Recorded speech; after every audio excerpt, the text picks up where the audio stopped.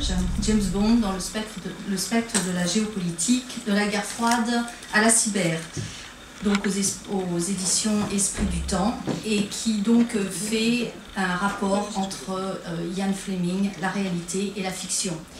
Je suis aussi très heureuse de recevoir M. Alain Juillet, que vous connaissez certainement tous, ancien haut responsable pour l'intelligence économique, ancien directeur du renseignement de la DGSE, et Emmanuel Dupuis, qui est président de l'Institut Prospective et Sécurité en Europe et aussi membre du comité directeur.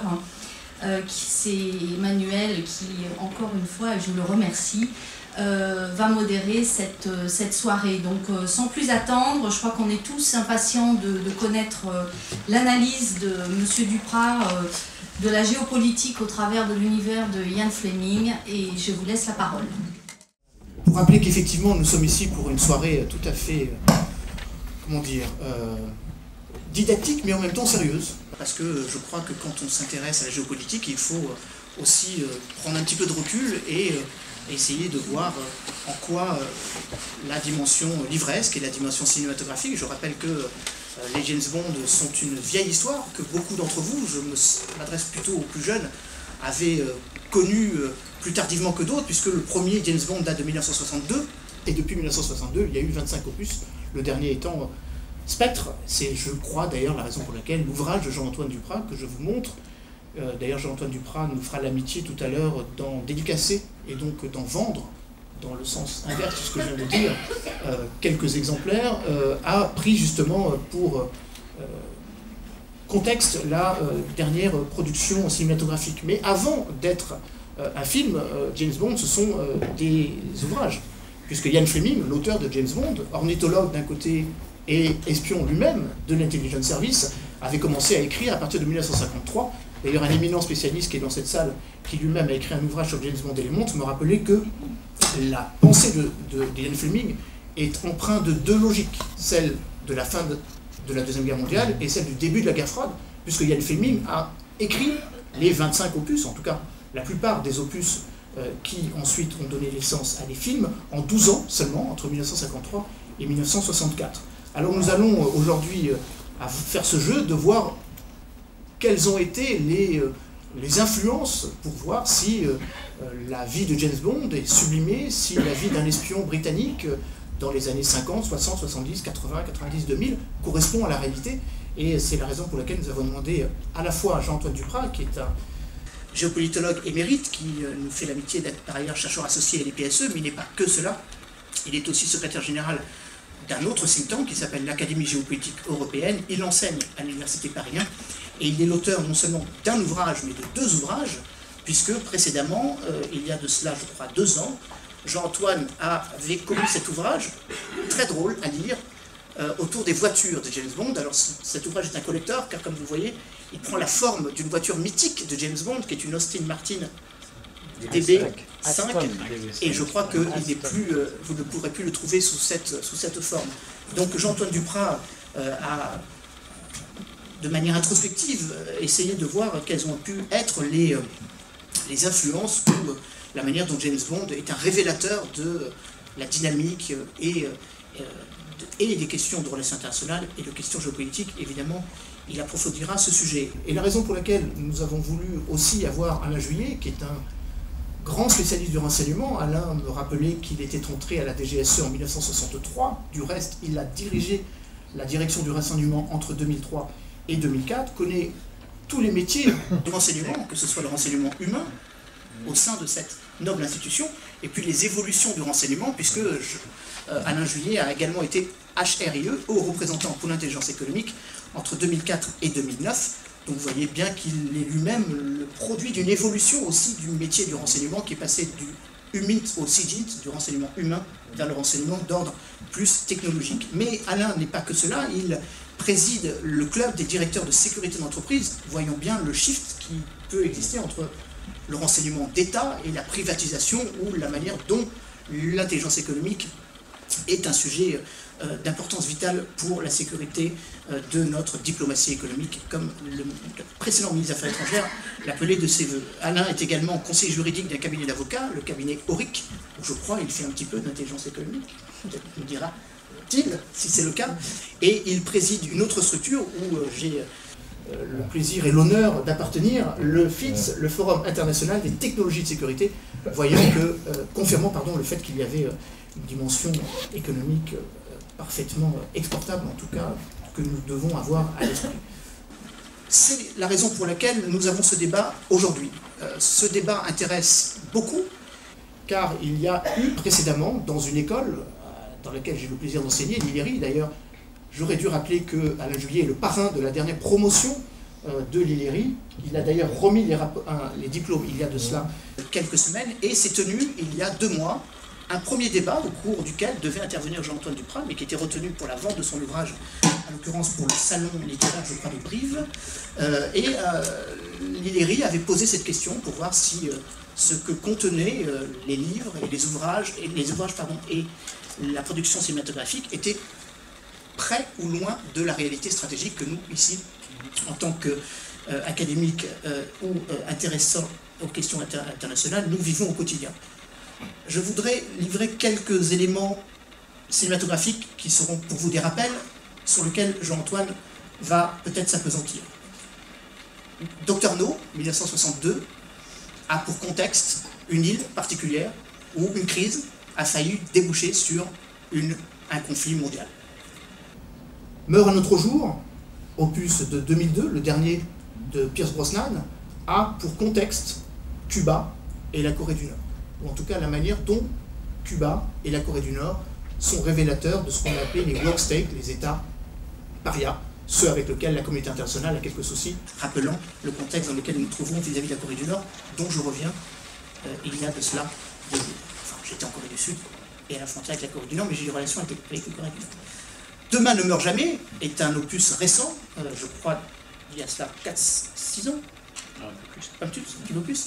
Demain ne meurt jamais me parle de l'influence grandissante des médias et de l'omnipuissance de ce qu'on a appelé les oligarques liés aux médias, en l'occurrence à travers la personne de Covert, si mes souvenirs sont exacts.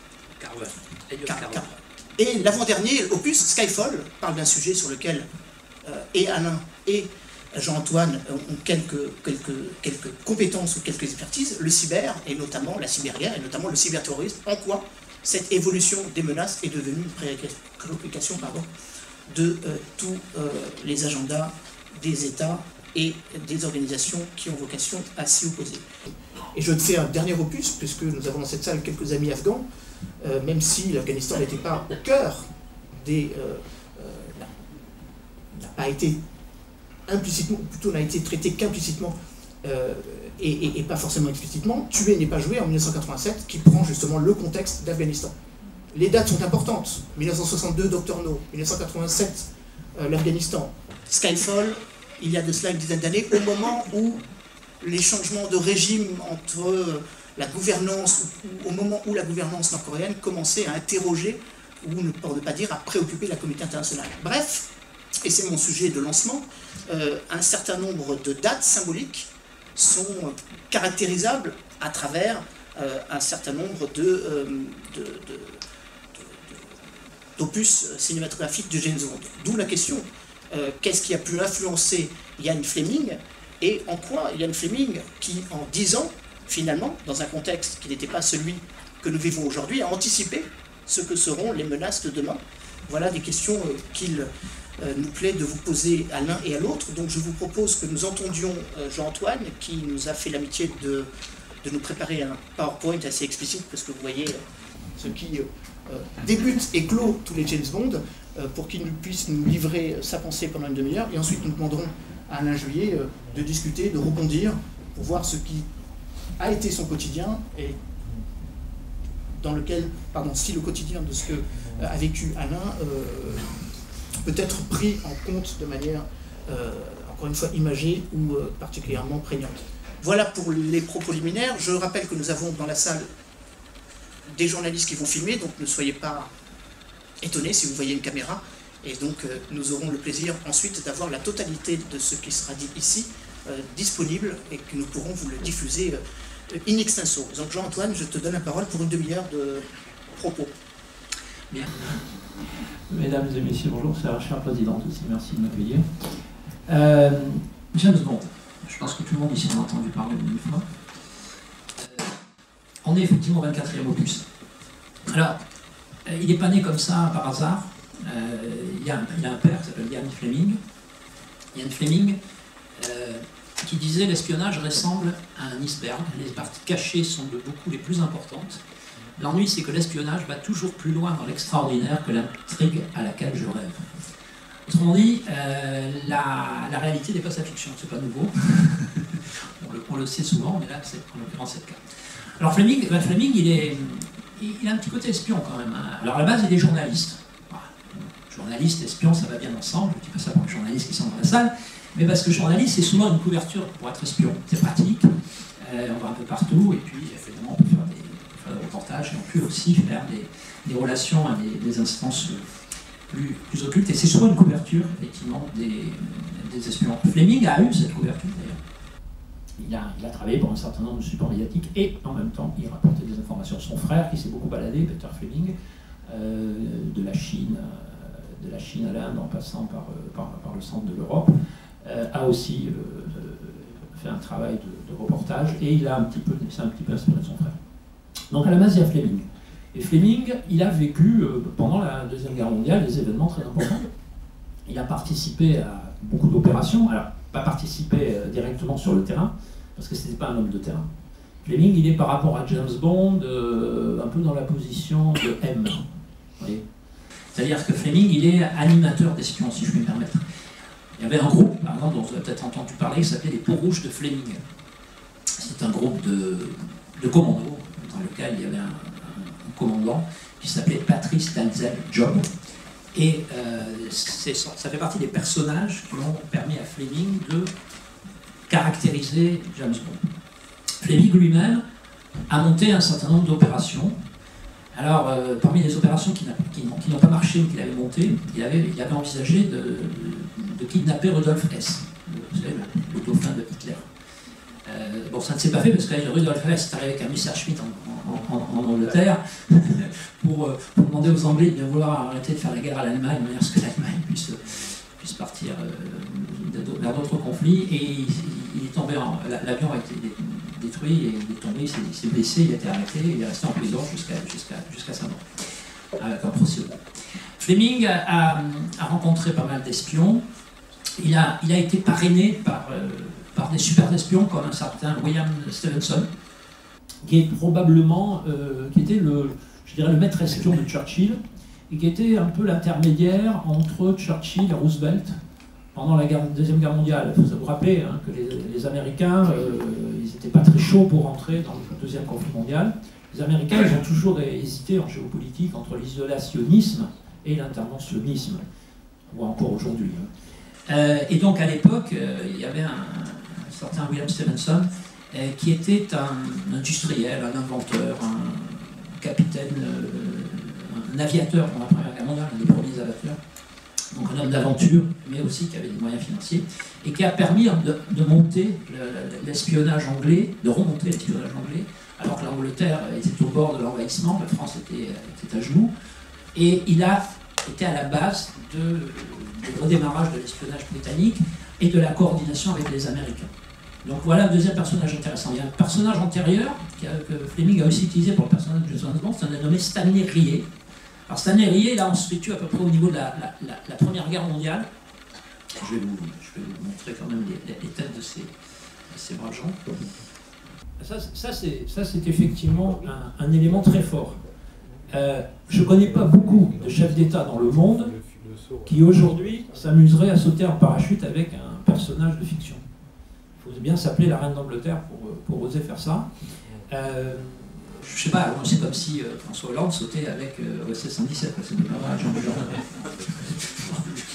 je crois pas. Donc, bon, enfin voilà.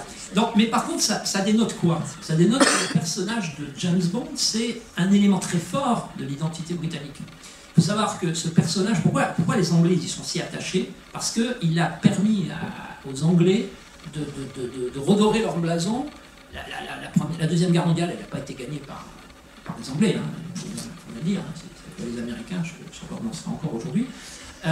Donc, ce personnage d'un monde a redoré le blason et il a redonné, je dirais, une image forte aux Anglais à une époque où ils n'étaient plus la première puissance mondiale et que leur empire s'était transformé dans le Commonwealth. Donc, je reviens à Stanley Rier. Stanley Rier, c'est un espion mercenaire. C'est un espion mercenaire. Il a la fâcheuse habitude d'aller sur le terrain, de recueillir des renseignements et ensuite de les vendre au plus offrant. J'ai identifié 7 vrais James Bond. Alors, Fleming, on en a un peu parlé. Voilà Stanley Rier. Donc, Stanley Rier, il y a plusieurs biographies le concernant. Bon, il y en a une qui dit qu'il est le fils d'un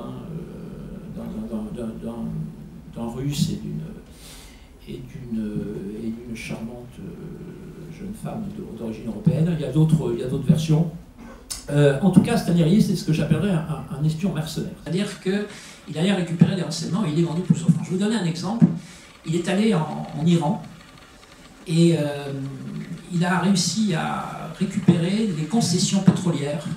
Alors là, on est en 1909. Il a réussi à récupérer les concessions pétrolières d'un dénommé Fabre d'Arcy, à qui le Shah d'Iran de l'époque, qui était le grand-père de celui qui a été débarqué en 1979, avait donné les concessions de creuser le sous-sol iranien pour chercher le pétrole. Et donc Stanley Rier, déguisé en prêtre, il a fait tout un sermon en lui disant, vous savez, qu'est-ce que vous allez faire de ces concessions pétrolières? Moi, ça nous servirait pour aider les populations, on ferait des bonnes heures avec ça. Donc il a récupéré les concessions et il les a vendues aux Anglais. Il a voulu les vendre aux Américains qui n'ont pas voulu, il les a vendues aux Anglais, et ça a donné après la politique pétrolière. Donc, un autre personnage intéressant dont je vous parlais tout à l'heure, c'est William Samuel Stevenson. Alors qui lui, je vous ai dit tout à l'heure, c'est un industriel, espion, inventeur de génie. Il a participé à des projets intéressants. Il a même travaillé sur un prototype, enfin, sur ce qui a préfiguré le laser. Vous voyez, on est dans des choses étonnantes. Il a aussi travaillé un peu sur les programmes atomiques. Vous savez, le projet Manhattan qui a débouché sur la bombe atomique. Donc, lui était l'intermédiaire entre Winston Churchill et Roosevelt pendant la Deuxième Guerre mondiale. Ensuite, on a Dusan Popov. Alors, Dusan Popov, vous avez dû en entendre parler. Ça, c'est un Serbe. Alors, lui, il a plutôt le physique de Daniel Craig. C'est un blond, voilà, yeux bleus. Alors, lui, c'est un agent double. Au début de la Deuxième Guerre mondiale, il avait été recruté par l'Alver. Il est allé voir les Anglo-américains et il leur dit je vous apporte comme élément d'information intéressant la prochaine attaque de Pearl Harbor. Vous allez voir Hoover qui était à l'époque le patron de l'FBI.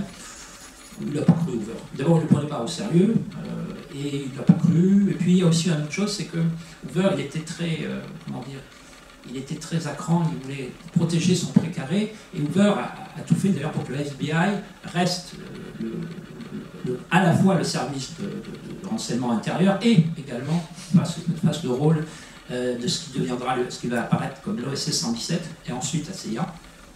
Donc Hoover ne voulait pas, vous voyez, d'un très mauvais œil cette concurrence. Stanley Rier donc a dit qu'il va y avoir l'attaque de Pearl Harbor, on ne l'a pas cru. Effectivement, ça s'est produit, 7 décembre 1941, ce qui a ramené les Américains à rentrer dans la Deuxième Guerre mondiale. Stanley Rier, on lui avait mis comme chaperon Ian Fleming. Alors, Ian Fleming, il l'a suivi notamment au Portugal, à Lisbonne, et il a assisté à une partie de cartes. Stanley Rier a joué sa solde face à un riche lituanien. Il a battu le riche lituanien. Je ne sais pas si ça vous dit quelque chose. C'est le scénario un peu de Casino Royale. Voilà. Il y a une autre version qui dit que c'est Ian Fleming lui-même qui avait joué Casino, mais la plupart des experts considèrent qu'effectivement c'était Dusan Popov. Pastris d'Alzel-Job, je vous en ai parlé tout à l'heure. Alors lui, il était sous les ordres de Fleming. Et ça, c'était un spécialiste des opérations maritimes. Il a notamment été recruté pour mener des commandos à partir de sous-marins de poche. Et il allait dans les fjords de Norvège déposer des charges explosives sur les coques des bateaux. Ça va peut-être vous rappeler aussi un autre film où il y a beaucoup d'opérations sous-marines. Je pense par exemple à l'opération Tonnerre. Et Fleming était passionné par le monde sous-marin et il était passionné par les inventions technologiques, et en particulier les sous-marins de poche. Patrice Deldejob avait une mission qui lui avait été confiée par le général Eisenhower, qui était le chef d'état-major de toutes les armées. Et il avait une mission qui consistait à aller au-devant. Alors, il était entre les Allemands qui se retiraient et les troupes alliées qui avançaient. Vous voyez, c'est une position très confortable. Il avait une Jeep, il avait une trentaine de bonhommes avec lui, et sa Jeep, il avait juste une grosse mitrailleuse dessus. Il était chargé d'aller récupérer les documents sensibles ou le matériel que les Allemands avaient abandonné en partant. Alors, il a fait plein d'opérations comme ça, il est rentré sur les sites où il y avait des V1, et puis aussi, il voulait récupérer des plans de petits sous-marins de poche. Et il n'arrivait pas à trouver ces sous-marins de poche, parce que ça, les Allemands partaient avec... à chaque fois qu'ils se retiraient, ils emmenaient ces prototypes. Et il a eu de la chance, il en a trouvé un jour dans un fossé, il y avait eu un bombardement, le camion qui traînait le sous-marin de poche avait explosé, il a trouvé le sous-marin dans le fossé. Patrice Deldejob, il avait été en Norvège, il avait fait des relevés de toutes les côtes norvégiennes, juste avant la Deuxième Guerre mondiale. Il avait envoyé ça à l'amirauté britannique, et l'amirauté britannique, malheureusement, n'avait pas été intéressé par ça, et quand la Deuxième Guerre mondiale s'est déclarée quelques mois plus tard, ils l'ont rappelé et ils ont demandé s'il ne pouvait pas repartir en Norvège, parce que c'était quand même intéressant, il connaissait bien le territoire. Il était un peu comme James Bond, Patrice Deldejob. Je vais vous donner une anecdote, je ne vais pas vous raconter sa vie entière, parce que c'est une vraie vie de personnage de roman, mais quand il était en Norvège, il a participé à l'évacuation des troupes lors de l'offensive de Narvik. Et quand il a eu fini d'évacuer les troupes militaires, il a sauvé les civils, alors que l'amirauté lui avait interdit de le faire, l'amirauté britannique. Et donc, on l'a rappelé en Angleterre, et il était menacé de cour martiale. Et il a été sauvé par le roi Olaf de Norvège, qui a dit, mais attendez, c'est un héros. Et il a été décoré de la plus haute distinction norvégienne. Donc, je cite cet exemple parce qu'on est face à un personnage qui est un petit peu comme James Bond. C'est-à-dire qu'il n'obéit pas parfaitement aux ordres. Vous voyez ce que je veux dire? Il a ce côté un peu rebelle que l'on trouve de temps en temps dans James Bond. Je ne sais pas si... prenez par exemple Quantum of Solace, qui n'est pas le meilleur quand même de James Bond de mon point de vue. Il y en a qui peuvent aimer. Bond fait cavalier seul à un moment donné. Je vous rappelle même qu'il a même un contrat sur sa tête par un Bean, qui est un représentant de la CIA, qui trafique d'ailleurs avec Dominic Green, qui est le méchant en l'occurrence. Mais Bond ne répond pas aux ordres, et Bond va faire cavalier seul. Je vous rappelle aussi qu'au début du Permis de tuer, je ne sais pas si vous vous rappelez, Bond également s'en va et là me dit non, ne tirez pas dessus, pourtant il a été révoqué pour désobéissance. Donc Bond, il a ce côté un petit peu frondeur qu'on retrouvait dans ses personnages.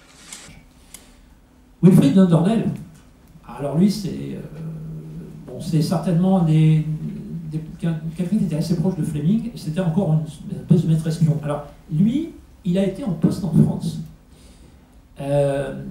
Et c'était un espion ostentatoire. Hein, vous voyez, il vivait, comme d'ailleurs le dernier dont je vous parlais, qui est Alan Dulles, qui était un des patrons de la CIA. C'est des gens qui vivaient grand train, et Wilfrid Dunderdale, sa couverture, il était un petit agent à l'ambassade des États-Unis chargé des passeports. Mais il menait grand train, parce qu'il avait des fonds importants, et donc il faisait du relationnel, etc. Il organisait des belles soirées, compagnie. On est, encore une fois, si vous voulez, dans le personnage de Bond. Quand vous voyez Bond habillé avec son smoking, qui va avoir des belles réceptions, etc., on retrouve ça aussi dans certains personnages que Fleming a côtoyés. Alors, le dernier que j'ai retenu, on aurait pu en retenir d'autres, c'est purement arbitraire de ma part, c'est Alan Dulles. Alors, c'est le seul américain de la bande. Alors, pourquoi Alan Dulles? Alors, d'abord, Alan Dulles, il faut savoir qu'il n'aimait pas du tout, mais alors du tout, les services secrets britanniques. Bon. Mais par contre, il adorait Fleming. Il avait une grande amitié pour Fleming. Et Fleming, à chaque fois qu'il sortait un bouquin, il le lui envoyait. Alan Dulles, pendant le début de la Deuxième Guerre mondiale, il a été notamment en poste en Suisse. Et en Suisse, tout le monde savait qu'il était espion. Mais bon, il avait pignon sur rue, et quand il est devenu patron de la CIA, ça vous, la première chose qu'il a fait, il a mis sur la route de l'Anglais, il a mis un énorme panneau, il a marqué CIA. Et le frère de... c'est Bob Kennedy, je crois, et qui lui dit, mais attendez, vous êtes quand même dans l'espionnage, qu'est-ce que c'est que cette histoire, pourquoi vous mettez un panneau CIA sur la route? Et il répond, de toute façon, tout le monde le sait, autant l'afficher, parce que ça montre justement qu'on est des gens sérieux et qu'on n'a pas peur de ce qu'on fait. Donc si vous voulez, on a une brochette de personnages qui sont assez étonnants, et dont les traits caractéristiques vont se retrouver dans le jargon. Ça, c'est ce que j'ai appelé dans mon livre le spectre des agents, le spectre des espions. Alors après, il y a le spectre des missions. Et là, on va toucher vraiment à la géopolitique. Fleming, tu l'as très bien dit tout à l'heure, c'est à la fois un homme de la Deuxième Guerre mondiale et c'est un homme de la guerre froide. Tu parlais tout à l'heure de Dr. No. Bon, Dr. No, il faut savoir que le film, quand il est sorti, c'était au moment de la crise des missiles de Cuba. Donc on a retardé aux États-Unis la sortie de Dr. No, parce que Fleming avait écrit quelque chose, bien avant, hein, je vous rappelle que Dr. No, ça a été écrit dans les années 50. Mais vous voyez, par anticipation, il avait décrit quelque chose. Imaginez une histoire, hein, le docteur No, il a avec ses systèmes radio, il brouille les ondes des missiles, des fusils Mercury qui partent de la Floride. Donc on est prêt, on est très très près de la crise des missiles de Cuba. Il faut savoir une deuxième chose, c'est que le président des États-Unis, Kennedy, avait dit que Bon baiser de Russie, le roman de Fleming, était un de ses livres préférés, était un de ses 10 livres préférés. Et Bon baiser de Russie, c'est aussi un roman de Fleming. Alors, il est assez proche du film, hein, parce qu'il y a beaucoup de romans de Fleming qui ont strictement, de titres qui ont été pris dans les romans de Fleming qui n'ont strictement rien à voir avec les écrits. Mais celui-là, Bon baiser de Russie, est un des plus proches. Bon baiser de Russie, c'est quoi, hein? C'est Tatiana Romanova, qui est missionnée par le colonel Rosakleb, qui dans le roman de Fleming est un colonel du KGB, et qui, dans le film, est une représentante du spectre. Donc c'est Rosakleb, puisque le spectre c'est une allégorie du SMERSH, qui est le bras liquidateur du KGB. Bon. Eh bien, c'est Tatiana Romanova qui est chargée d'appâter James Bond avec un encrypteur. Encrypteur qui nous renvoie, par exemple, à la machine Enigma. Et sachez que Fleming a travaillé avec toute une équipe, en particulier, il a croisé des gens comme Turing, pardon. Vous savez, celui qui a... Vous avez vu peut-être Imitation Game, le film récemment. Bon, ce sont des gens qui ont mis au point des machines qui ont permis de décrypter l'ordinateur, notamment. Donc il y avait deux machines. Il y avait une machine qui a permis de décrypter Enigma et une autre machine qui s'appelait Colossus. Alors ça, c'est pas tout le monde qui a travaillé dessus, c'est Flower. Et cette autre machine a permis, elle, de décrypter les messages qui étaient envoyés par un téléscripteur, qui avait été fabriqué par Lorentz, vous savez, le grand mathématicien, et qui servait à l'état-major de l'armée allemande à communiquer entre elles. Donc Fleming a été au cœur de tout ça. Il a rencontré des types comme Davidson, il a rencontré des types comme Donovan, qui était le patron de l'OSS. Donc il a eu tout ça. Pourquoi ? Parce que Fleming, pendant la guerre, il n'était pas au MI6, hein. Il était au service naval et il avait l'amiral Godfrey comme patron. L'amiral Godfrey aime. Son patron de la Deuxième Guerre mondiale, il l'a transformé après en M. Donc Fleming, il a vu absolument passer tout ça. Autre film, autre marqueur très fort de la saga de James Bond, c'est incontestablement la bombe atomique. Quand vous prenez Opération Tonnerre, hein, c'est un chantage à la bombe. Bon, c'est des choses qui sont constantes. Moi, j'ai relu il n'y a pas longtemps un bouquin de Gérard de Villiers qui s'appelle Djihad, qui date de la fin des années 90, juste avant les attentats du World Trade Center. Il parle de Tchétchènes qui achètent effectivement à des Russes une bombe nucléaire tactique et qui veulent la faire exploser aux États-Unis. L'histoire de Fleming, ce que Fleming raconte dans Opération Tonnerre, alors il faut savoir qu'il n'a pas écrit tout seul à Opération Tonnerre, il a écrit avec un type qui s'appelle McClory, qui avait notamment inventé le personnage de Blofeld. Et le personnage de Blofeld, c'est le méchant, emblématique de toute la saga bondienne. Alors là, on a des bonnes têtes de méchants. Alors, on va dire qui c'est. Je vais repasser dans mon diapo, ça sera mieux. Voilà. Alors, là, juillet 1953, qui fait la couverture de Time? Vous le reconnaissez peut-être pas. Il avait pris un coup de vieux.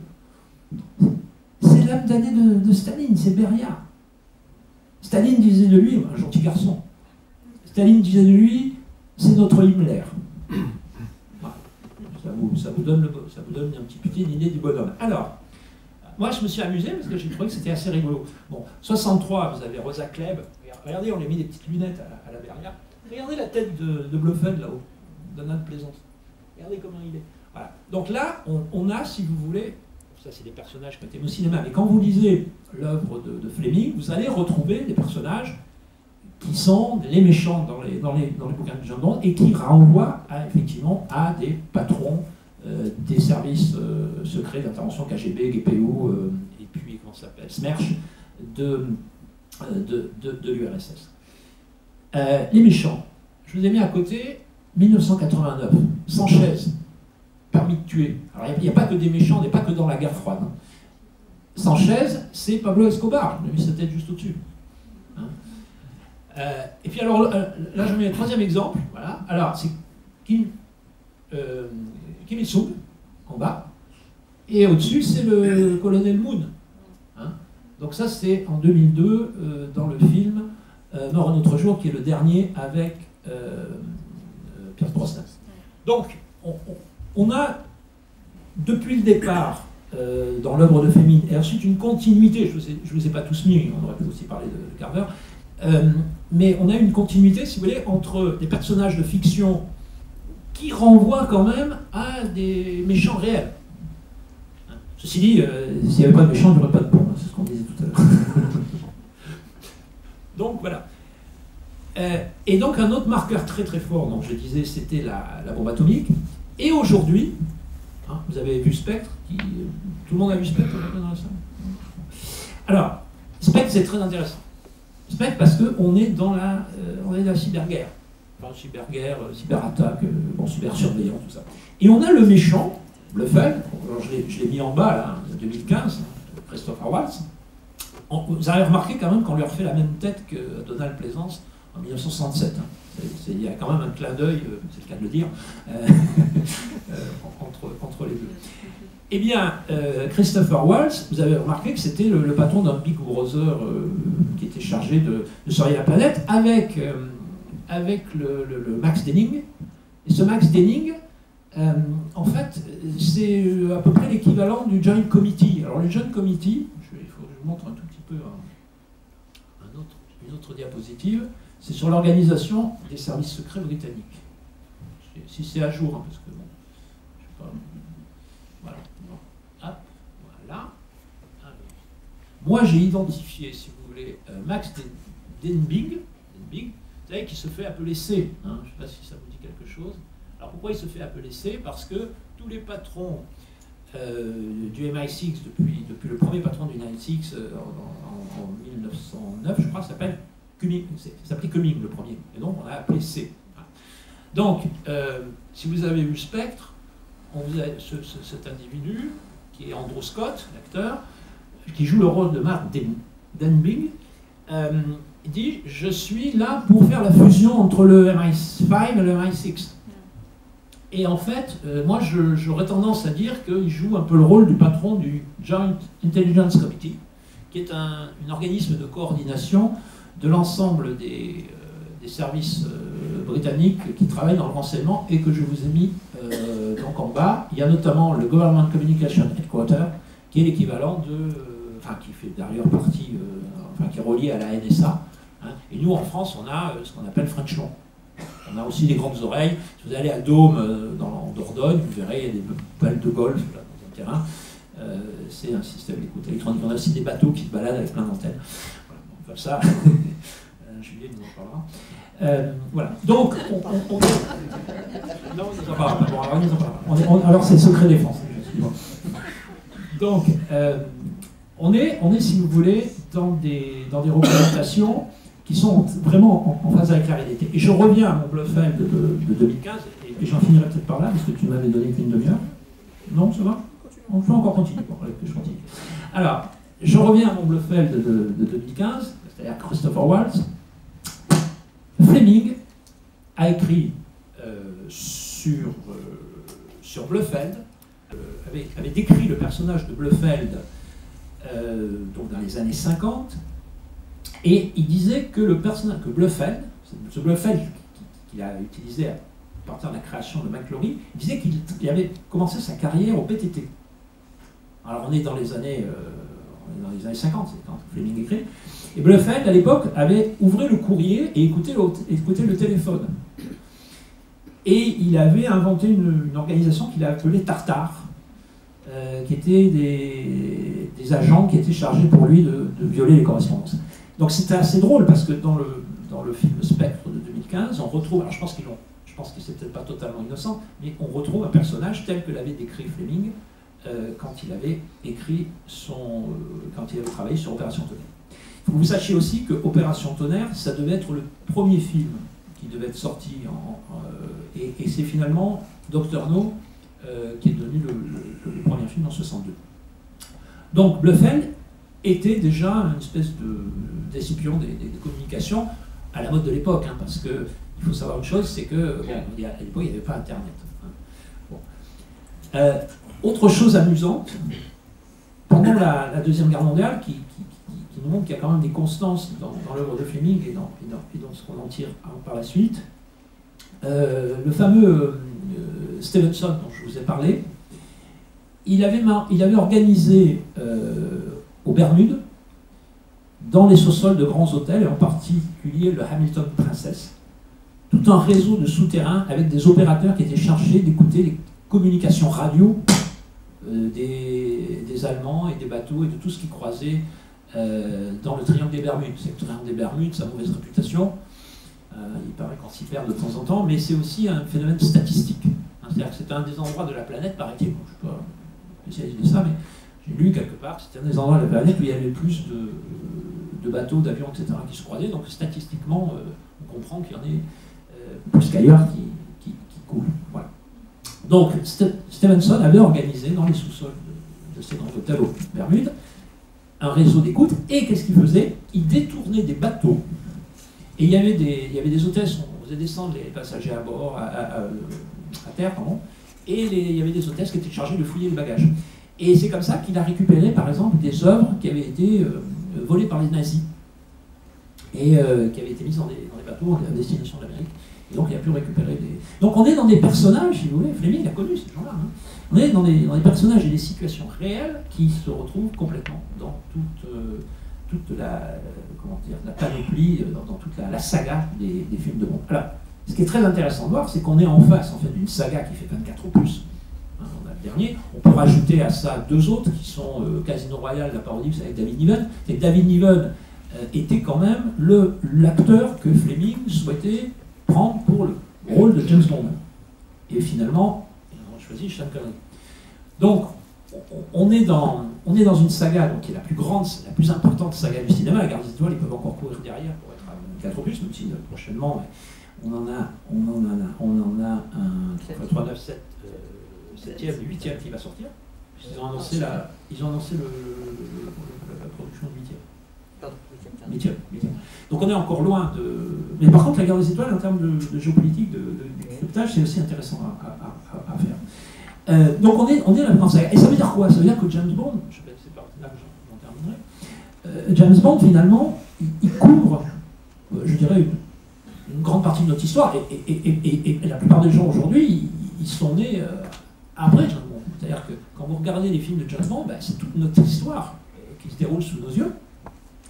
Et moi, ce que je trouve extraordinaire, finalement, dans cette saga, alors, vous avez compris, je suis un peu inconditionnel. Hein, bon, c'est au-delà, si vous voulez, de l'amusement, du côté distrayant. Je dirais d'ailleurs qu'il y a une chose qu'il faut voir dans les films de James Bond, c'est que jamais on a des références à la géopolitique, on a des références aux événements historiques, mais jamais il n'y a, par exemple, de conflit direct Est-Ouest. Dans les films, hein, vous avez remarqué, je ne parle pas de romans films, c'est un peu évident. Mais dans les films, par exemple, si vous voyez L'espion qui m'aimait, il y a même une collaboration entre le général Gogol, le major Anasova, et puis M et Bond. Et quand il y a un affrontement, c'est le spectre c'est pas le SMERSH. Et donc c'est toujours par écran. Quand vous avez l'affaire en Corée, dans Nord un autre jour, Bond se bat contre un colonel nord-coréen, mais qui est lui-même traître à sa patrie, puisqu'il va même finir par tuer son père, qui est général. Et donc c'est un petit trafiquant, en fait. Donc il n'y a jamais dans les films de cette saga, il n'y a jamais la volonté d'être vraiment dans le réel, pour éviter de choquer aussi. Hein, mais quand on regarde le film, on se dit « Ah mais attendez, ça je l'ai vécu ». Quand on regarde Spectre, quand on regarde Skyfall, on est dans le cyberterrorisme, on est même dans les attaques, des attentats de Londres, hein, l'attentat du métro, tout ça. C'est révélé. Mais malgré tout, on est quand même dans la métaphore, et on est quand même dans les personnages. Donc voilà. Donc je dirais que pourquoi je me suis intéressé à ça, c'est parce que c'est à la fois de la distraction et en même temps, ça nous renvoie à des phases, à toutes les grandes phases, à tous les grands moments de notre histoire que nous avons vécu depuis, finalement, la fin de la Deuxième Guerre mondiale. Voilà. Je reste là. Merci, Jean-Claude.